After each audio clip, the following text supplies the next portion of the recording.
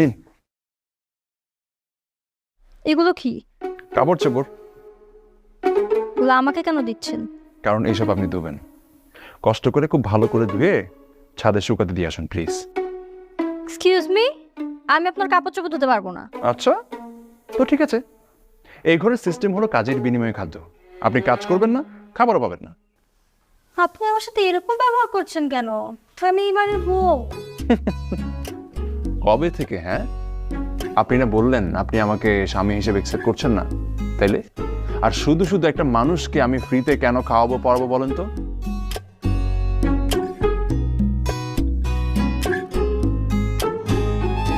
আমি সবগুলো দিতে পারবো না, অর্ধেক কাপড় দিতে পারবো।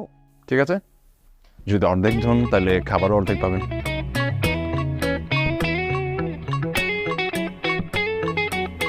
তাড়াতাড়ি যান, রোদ চলে যাচ্ছে।